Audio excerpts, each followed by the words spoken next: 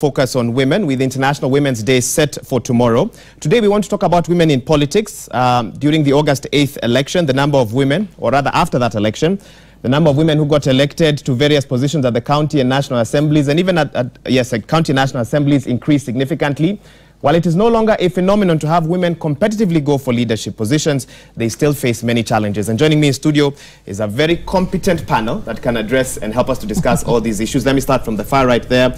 We have Teresa Omondi Adeitan, who's an executive director with FIDA. Welcome to the program. Thank you. Right next to her is Fatuma Dulo, Senator, Isiolo County. Welcome to the program. Thank you. And right here next to me is Dr. Joyce Laboso, Governor of Bomet County. Welcome to the program as well. Thank you. Thank you. I want to immediately begin this discussion by showing you 4 headlines from 4 different newspapers. I want to get your views on whether that accurately captures where women are in politics at the moment. Can we play those headlines? So we have one from the Star and the Standard. The Star, and this is not from some are from last year, others are from this year. 2017 was a turning point for women in elective politics. That's one story that the Star did. The Standard say Kenya ranked low in women representation in parliament even after the election. Let's take a look at the other two. We have a UNDP article that says women strongly emerge as political leaders in Kenya. This was done last year, I believe. And the East African went with another headline, more women elected in Kenya, but the numbers still fall short. Governor, let me start with you. When you look at those headlines, what comes to mind? It's the truth, yes. We have made some good strides, and 2017 was a good year for us as women, especially women in politics. We have now 3 elected governors, 3 elected senators, and quite a larger number than before of elected single constituency members. But still, despite that, we've done good. Well, we've done well compared to other years, but we haven't yet reached the 1/3. Not yet there. No, and we'll come and talk yet. about the 1/3 gender Yes. balance. Senator, let me get your initial thoughts as well. Yeah, let me join my sister, Governor Laboso. Of course, what is appearing there are facts. They are facts. Yeah, it's not a doubt that last parliament we never had even a single governor and a single senator. But I should appreciate also we've come from very far, because previously we never had representation in those positions. But 2017, as she indicated, we had 3 governors and 3 senators who are elected in an elective position, what normally is called men position. So I believe we have moved to a certain level. You believe there's a lot? Sorry, go ahead. We have done a lot. I mean, we have achieved to a certain extent, but we need to do more, because that is still not enough, especially when it comes to matters of gender issues within those houses. We still have a big problem, because we cannot be able to garner our support towards achieving a particular position on gender female issues in those houses. So we have done improvement, but we need to do more. So tomorrow's celebration will be, a lot has been done, yes, but still we are very far. Still we're very far. Exactly, I'll come back to you and talk about how to quantify that very far and where the target is. Teresa, let me also get your opening thoughts. I think first I'm very privileged to sit with these women in the same panel. I can tell you, it's not easy to be the first woman governor in Kenya or to be first elected senator in Kenya. I hope they'll get an opportunity to say what it took them to be who they are today. You're also preempting my next question. Yes, because go ahead. Because I think when we celebrate and have it on the on our headlines, we need to know what it takes, because yes, it makes a headline and people go like, wow, women are now coming up, but how hard is it to hit that headline? So I think congratulations to them and others who are not here. And yes, it is true, we've made progress. We moved from 1, you know, like in 1963 we only had 1. We moved to 6 to 9 to 16, now we are 23. Hopefully the next election will have more women elected. Plus 50. Past 50. Okay. Yes. Governor, I think the question has already been asked. I can give you a chance to answer. What did it take to get to this position? I've said the story quite a lot of times, but it took a lot. Let's just say that you know, what men are able to do maybe is I don't know, 1/8 of what a woman would have to do, you know, to get to just the positions that that we are in right now. You know, it's the attitude of the people, it's the you know, it's the violence, it's the finances, it's, you know, it's a host of things. But let's just say that for me, of course, because I was already a member of parliament, two-term member of parliament, I would imagine that you know, like for somebody just coming straight, like Waiguru, for example, who was in the executive, maybe even it must have been also even harder to move from, you know, being an executive. At least me and Charity had been in politics. Gotten a taste of At least we had gotten a taste of what it is, what it is. But quite clearly, you know, we have a lot to celebrate, you know, as a country, you know, for the far we have come. But like I said, you know, there is going to be a lot more. The challenges are there, you know. You don't want to go into all the details, but you know, it's still that the bottom line is just that acceptance of the fact that, you know, a woman can be in that position, you know. That might, you consider that the biggest challenge, the acceptance? Yes, the acceptance by the public, by you know, even fellow women, even you know, male counterparts, that you can actually occupy that position. You know, it's cultural, it's traditional, it's, you know, it's all the you know, mindsets and that's usually the hardest bit to change. I'm almost curious I'm almost wondering, what did you feel on August, was it 12th or 13th or 14th, the date that it was officially announced that you had won? Did you wake up thinking, I can't believe this? Or was it more of, I knew I was going to do this? Okay. It was a big sigh of relief. Big sigh of relief. A big sigh of relief, because I had gone through the journey. But at some point, actually, I could see that I was going to get this seat. Okay. And the point particularly that you know, the turning point was when my opponent decided to go to the opposition. You know, I knew clearly, I knew the electorate that I was dealing with. I knew there's no chance. You had done your calculations. Yes, that they can vote for, you know, the party that he had decided to jump into, and I knew this is my chance. I must really hammer this issue about the choice of party and that and you know, where we stand as a community and the party that we have been supporting, and you know, so we hyped that, and I was almost seeing, this is my chance. This is your chance. Yeah. And it was a good. Let me bring in the senator, and you have a chance to share with us your story. But I'm also curious to find out, when a woman starts thinking of running for political office, what sort of decisions, what sort of thoughts will she have to grapple with? And before she speaks, I would really like to really say a very big congratulations to my sister here, because for me, of course, as I said, I was already a member of parliament, and yes, she was already a nominated senator, but coming from the region that she's coming from, where, you know, electing a woman has not ever happened before, and this time round they elected 2 women, so even for her, I think the challenge was even more, even greater. So, you know, thank you. Go ahead, you can respond now. Thank you very much for those compliments, my sister Governor Laboso. When you think of running for these seats, first, you know, the challenge women are facing is lack of confidence. Yeah, because of the challenges they have been facing. What Governor has enumerated, the challenges whether you are going through or not, those are the things that first ring in your mind. But you need to put your foot down and develop that confidence and say that I must go through this election and I must win.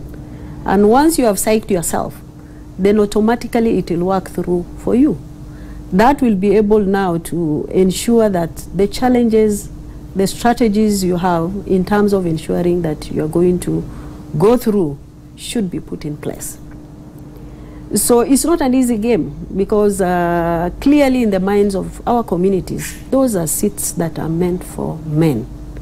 And one of the questions I was actually being asked by some of my voters when I come, share with us those, please. When I come to them and say, can you vote for me? They say, where did men go that you want their seat, you know? Really? Someone actually asked you? Yes. And I must say a big thank you to Isiolo people, because we have 42 tribes in Isiolo. And they all voted for me, the ones who are able to vote for me, Despite, you know, the undermining the women leadership and all that, at least they chose me as a senator for Isiolo County. But you say that there were some voters who felt that a woman should only run when all the men have retired.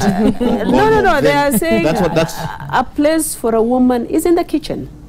It's nowhere in the leadership. Goodness. Especially that seat is meant for men. It should not be a seat. So clearly, the lens that is used against a woman is 3 or 4 times against a woman, yeah, compared to a man. So it's a big challenge. You have to do like 150%, put in extra effort compared to your counterpart. So there are challenges. That clearly means 24/7 you must be alert so that people don't undermine you, people don't throw you out, things are not planned against you. Your rights should not be violated. Like for example, when I was campaigning, there are people who were sent behind my back. And it actually embedded on my security.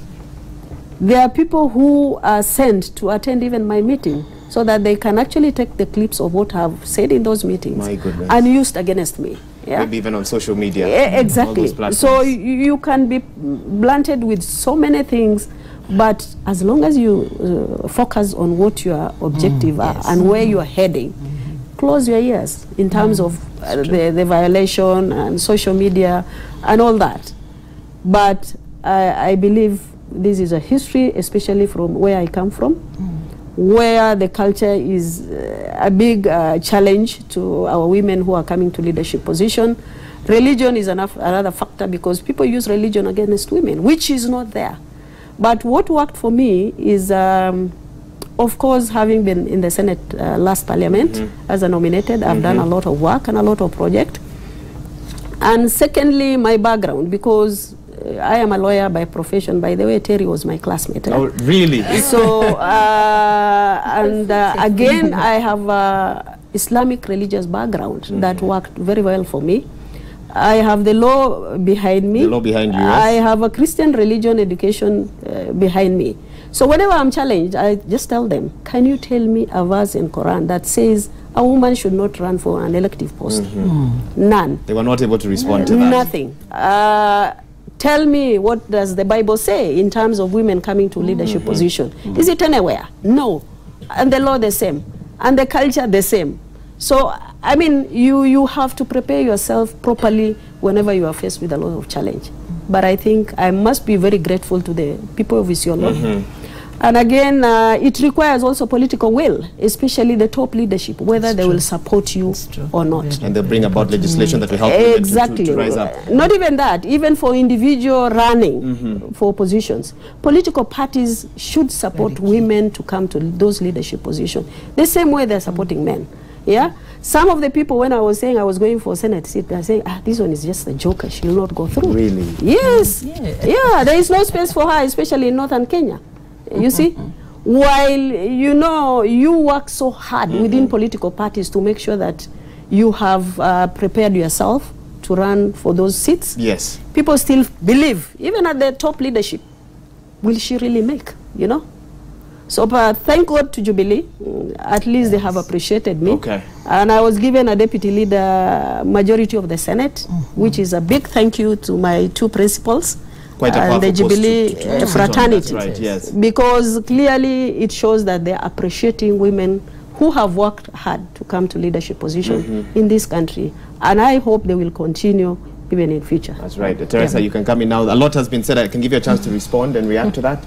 Okay, one of the things that comes out very clearly is that first there has to be the political will of your political party.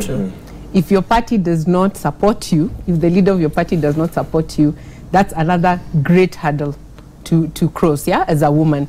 And I think you'd meet other women who made it in the elective positions who, when their parties did not support them, the difficulties they went through. And every time you would be asked, do you really want to go against what the leader of the party is saying? So clearly, there's a threat against you. Exactly, and clearly, like she said, she was in the right party in the right region. That's also added so much at the right time for her. But I also want to believe it also took her hard work you know, to get it to that position. If we look at Senator Fatuma, look at the community she comes from. Today in Garissa, when they were now moving a little bit from Isiolo to Garissa, when we went and asked them, look at your executive in the county government, please have one woman. The man said, you know what, I really want to, but my elders have told me if I dare, you know, I'll be in a lot of trouble. And today, look at Garissa, the county executive, we really don't have women. And that tells you, again, it's still about going through the hurdle of stereotypical thinking of men. It's also the space that she says, it's still the men's space. Kwani wanaume wameisha, you know. But I think that then should explain to Kenyans, now moving to the point of the two-third gender principle, that when we ask for this affirmative action, we are saying give the women an opportunity. Because even that opportunity now, it's so difficult to find it. Give them an opportunity over a period of time, see their potential. Let's see what they can do. And then we can decide whether women can also make leaders or not. But if you don't even give her the opportunity to lead, then how then will you know that actually women can also lead when men are absent, if at all? Or when will you know that women can lead even when there is a man but an incompetent man? Yeah. So that's the whole essence and principle behind the two-thirds gender principle. When everybody is asking, why do you want these affirmative seats? Why is it important? It's because we want to make the women jump past those hurdles that is taking so long the community to understand. And it's just, affirmative action is not permanent.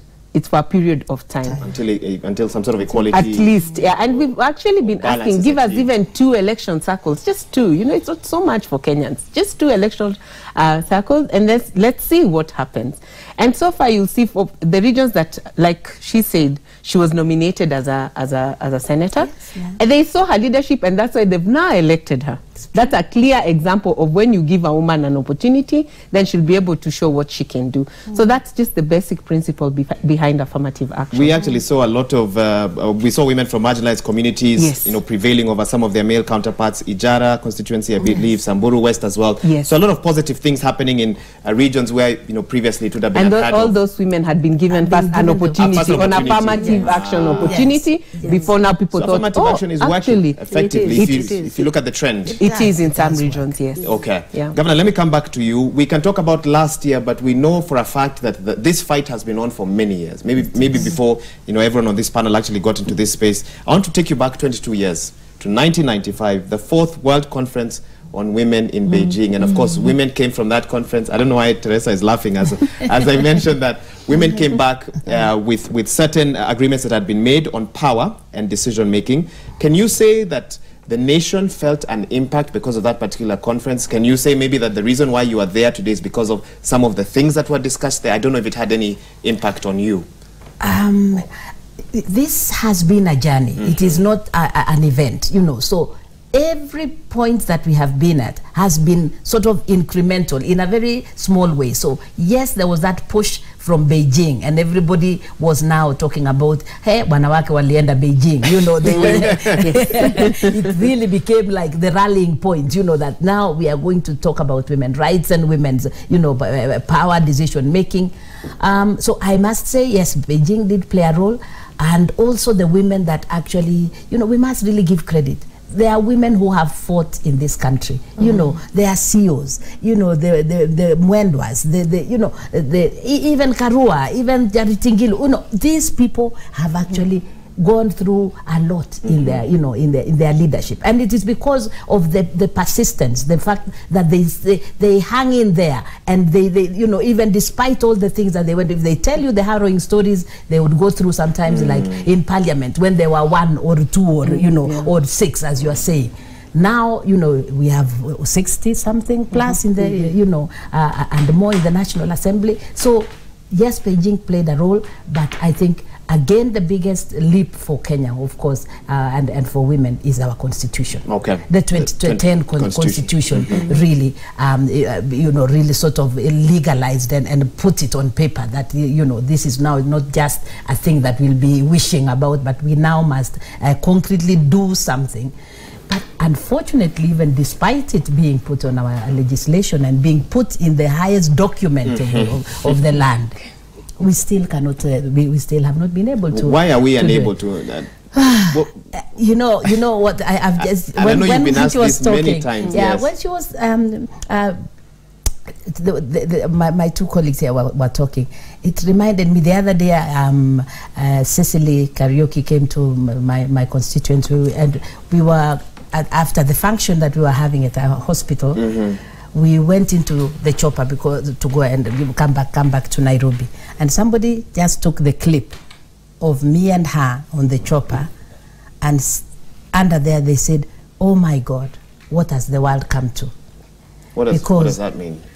Because it, according to them, two ladies, leaders in a chopper, everybody else looking at them was not the was not what is a normal thing. And I thought to myself, so even now, and I believe it must have been a young person, you know, who was taking that it must just have been a so if it was too many, it would have been okay. That's the normal. That's the norm. That's the norm. That is the default now. But this too was not, and then everybody else commented, well, what has happened to the world? We had, you know, all the comments that were coming under there. So, you know, we have still got a lot of work to do with perception, and it's not going to die. It's not going to die out tomorrow. Sometimes even we feel like we have really moved forward, and then you find like again, yes, we are moving back. Sometimes you find, you know, as we are, you know, going out there, because if you look at it right now, you know, in terms of all the other areas, whether it's education, you know, women are really motivated, and even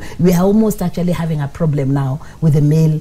The male child, looking at in terms of, you know, there's a lot of disaffection, yes, almost like lack of motivation or you know, to excel and to do things, you know. So there's now that push. So in terms of the girls really go-getters and going out there and really fighting for their space, and you know, but despite all that, that fundamental position or thinking is still embedded in our society. It's still very hard to and it's still going to take some time for us. Let me bring in the Senator on this. Again, 2/3 gender rule, constitutional requirement. We still can't seem to get this right. Let me read your quote from Kenya Chairperson Martha Karua. She noted that the 2/3 rule could only be realized if women parliamentarians set aside their differences to work together to push this particular agenda. Do you think that will help? Is that what needs to be done? I don't think there are women differences regarding the 2/3 gender. But on political fronts, where if the political side does not yes, push, to some extent, yeah. Not in the House, but outside, there is a problem. Because if women really want today, they want a woman president, and they have made their mind, they'll have it. But the challenge is, we have our own small issues. And again, I used to say, actually during my campaign, men normally say women are enemies of each other. But it's the same men who are using women against each other. And they're the ones creating that enmity. Yeah? So women are not fighting each other. Yeah? Women need to be empowered. Women need to be, actually their capacity to be built, to recognize that their place is not only in the kitchen, their place is also to be in those leadership positions. And for sure, if you give a woman a position in leadership, they will do it 100% more than a male counterpart. So my position is, we have done so much at the national level, but I still feel saddened. The women at the grassroots level, they're still zero. We don't have capacity. Most of them, they're just reduced to housewives. They have a lot of poverty in those areas. Because at the end of the day, if you are told by a male counterpart, I'll give you 1,000, why can't you fight Fatuma? Of course, I'll go for the 1,000 Kenya shillings for that day, so that my family will have something on the table. And you saw this during the campaign. Of course, yes. It's all over. To fight you. Yeah, they're there. They're there, even right now. Even after. Exactly, even afterwards. There are propagandas all over in social media, everywhere. But I think we have... The governor seems to know exactly what Yeah, it's true, it's true, by the way. So I think, to a certain extent, what Mheshimiwa Martha Karua has said is true. Yeah? We need to empower those women at the grassroots level. Secondly, we need to have a strategy, intervention from the national government and political leadership to empower women. Because you see, like Rwanda, you've just shown us a statistics where women actually in politics, they are 50-50 or even more. Yeah, 60. I think I've read 68.3%. Yes, that comes with political will. If we are clearly serious in terms why don't we have that political will here? Of course, there are so many interests, as Governor has said. There are so many interests. The clan issues, you know, the coalition issues, you know, all that work against that particular initiative.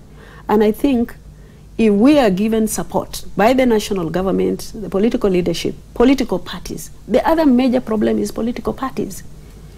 Can political parties come up with a strategy to increase the number of women in those leadership positions? Then we can be able to be done with those issues that have been raised. Okay. But I think for the two-third gender rule, I was last time in Parliament, it was not the issue of women. Men were actually not ready to support that particular bill. Because when it came to voting, a colleague can say, let me go to the toilet, and they sneak out. And the voting is coming up in the next 2 minutes. They end up sneaking one by one. They do this very intentionally. Intentionally. And I'm actually going off script. Can't the women leaders who will be celebrating the International Women's Day not write some sort of document and present it to the executive and say that, you know, we know you've supported us, etc., but we need you to look at this? I want to pose this. I really want to make a comment because on this one, if you don't mind, Wahiga, because I was in Parliament, I was the Deputy Speaker, and I saw what we went through to try and get the two-thirds, including taking even the male colleagues for dinner, giving them all the sensitization possible, and so that you know that they are, you know, they are. I may use the word, but you know, they are not sincere, dishonest, if you can say. Especially when they were doing the presentations, when they were supporting the bill, everybody was for it. Oh, the women are the ones who put me in this position. We must support the women of Kenya, and until the vote. And then they did just what she has said. Disappeared. Everybody, for one reason or another, on the day of voting, they are not there. So it is, it's one thing that, and on that one, there is no party position. They now become one, and it is now the male MPs versus the female MPs. So these, of course, I must say, we have some champions. There are some very serious male members of Parliament who are really not only gender sensitive, but they actually are can drive the gender, the women agenda, not even the gender agenda, but the women agenda in Parliament. Very serious legislators, but they are very few. It's a very small number. So when they look at the minority, when they look at their numbers, and so for me, I don't know whether we will get this anytime soon. Anytime soon. Teresa, help us. How do we navigate out of this? Maybe before Teresa comes. Okay, briefly, so that you can come in. Go ahead, Senator. The current leadership, from up to bottom, they normally target women to support them in election. Yeah. And if you don't have a woman or women caucus behind you, for sure you will not go through. So women are only used when it comes to campaign and election. After that, nobody wants to see them. But I must thank the president and the deputy president. They had put even in their campaign women caucus, where we had women, Jubilee Women Brigade. And all those women who participated, especially in top leadership, they were appreciated and given a position that they were promised. Is that enough? That is not enough, but it's a step forward. And we must say thank you. It's better than where we were 5 years ago. Yes, better than where we are 5 years ago. I have looked at Tanzania. Tanzania has a national women caucus, where they are recognized even at the presidential level, from the grassroots level to the national level. Once we have that kind of caucus and support by various political parties, because when it comes to women issues, there are no political differences. Yeah, It's women agenda. Okay. It's women interest. Okay. Once we have that, then we can be able to push women to the top leadership position, and we will be able to go further than where we are. Okay. Yes. Coming. I like that Honorable Aboso said, I don't know what civil society thinks. Now, this is actually Teresa as a woman and many other women in Kenya who look at this. If today President Uhuru Kenyatta takes a speech and announces women as leaders, there will be leaders in this country. So that answers your question. Why is it that we are not making the two-thirds? If today the leaders of both main political parties announce that women, and I want Go ahead. to remind you that I was here with you in a show just before the cabinet secretary's appointment, and what happened immediately is that we asked, please consider number of women to join in, to have in the cabinet. He had the opportunity. The same time with nomination, even at least we said we have competent women. If you don't have a place to check from, at least I hope we have. Governor and Senator are listening. We share this. Yes, we have. And I remember the last parting shot you asked me, what message do you have for the president? And I said, you have the power, you can do it, you can have these women. If today the president gives the bill, the Duale bill has been there, the bill that men walked out, the one they're talking about. They took breaks. Yes, they took breaks conveniently. If today again he takes the majority leader of parliament, and today look at who is the majority in parliament, Jubilee, right? If he took it and returned it back to parliament as this is the message, then I believe there will be quite a force behind it. So it's all about political will. And also, yes, I agree that he could maybe say that and maybe some few men from Jubilee Party walk out. But let me tell you, if the leader of the party has said this is what is good for my government and this is what will make my government look professional and important, they will be in parliament to pass the bill. So that is my view. I probably agree with them with they're grateful to the president and the deputy president, and I'm sure that they still can be able to be part of the influencing body towards getting more women. And again, it doesn't have to only be at parliament. Let's look at even cabinet secretaries, ambassadors, 6 out of 21. Public appointments. And I agree with Honorable Fatuma when she says, without the women, they would not have been there. So what happens? You forget us and come back in 2022? So women will be needed again in 2021, around there. That's when now suddenly they'll be called in groups. Yeah, so that becomes quite an unfair process. Okay. But anyway, back to the society, because I believe the president is also just one vote, at the end of the day.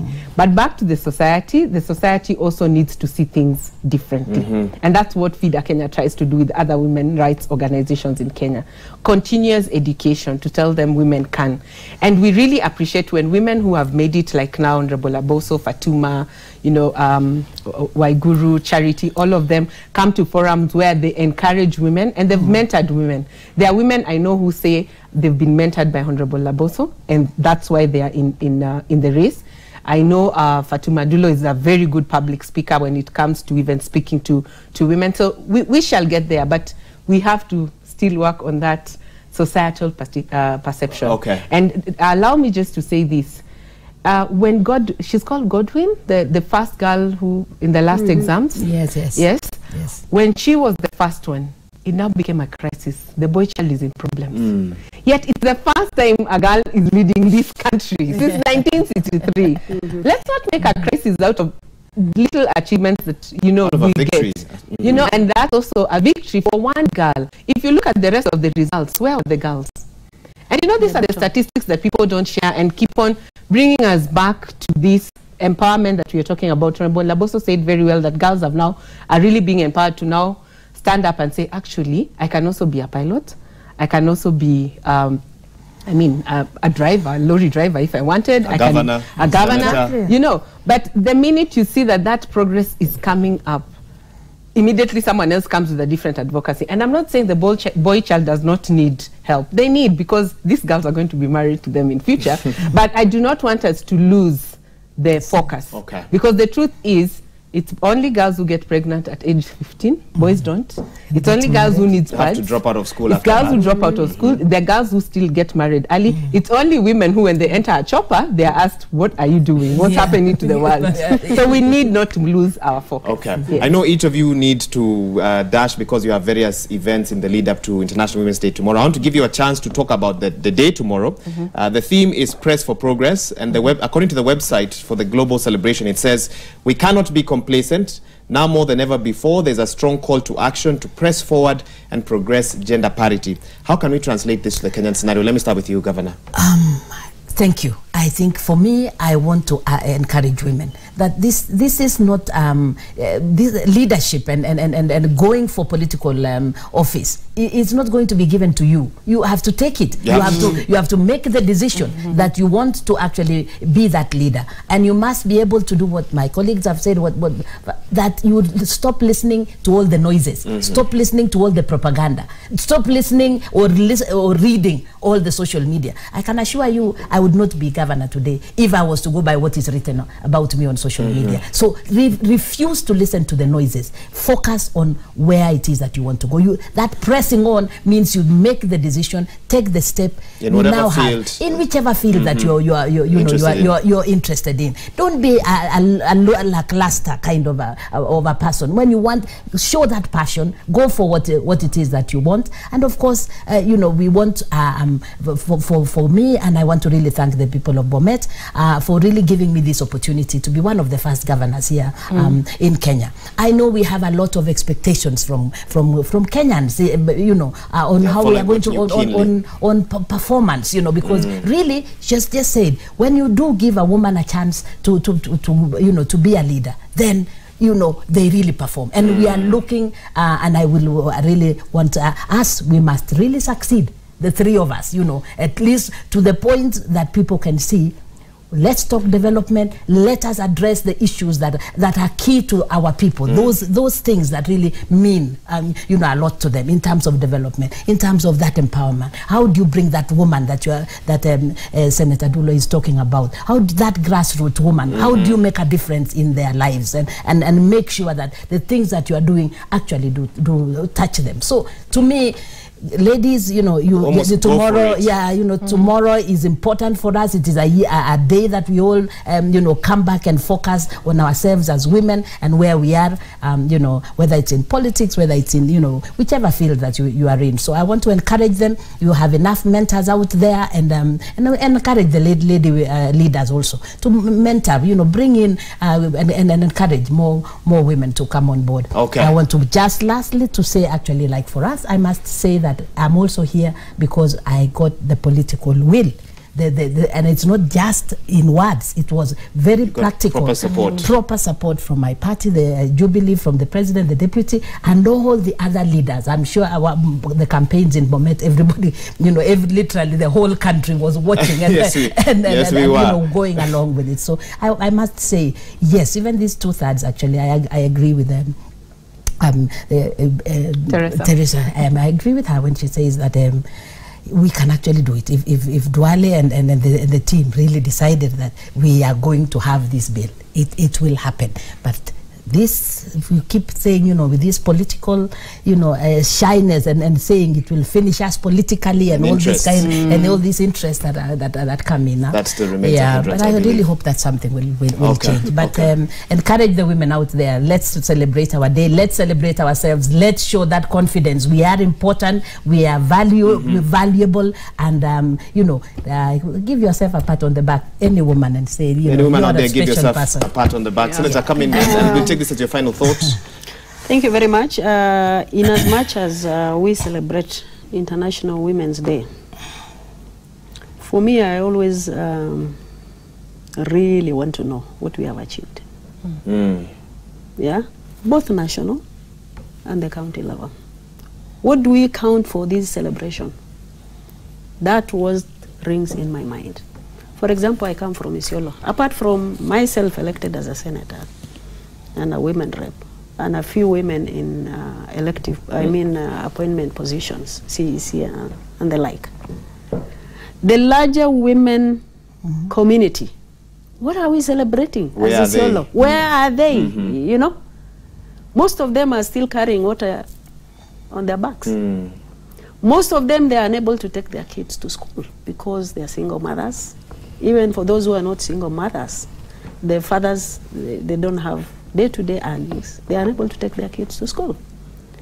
So clearly, maybe we need to come up with a better strategy to say that this year we have achieved this much because we have empowered this number of women. There are a lot of funds that go to the counties, especially on women empowerment. Policies are there, legislations are there. Especially the contract to be given to the women. The policy is 30% must be given to women. Is that really working? It is. How do we enforce it? You know? How do we enforce it? I think that's the youths, big they are question. supposed to be given 30% of the contractual opportunities. Is it really working? Are we achieving that? Because those are the policies and legislations that are in place. Yeah? So we have a lot to do.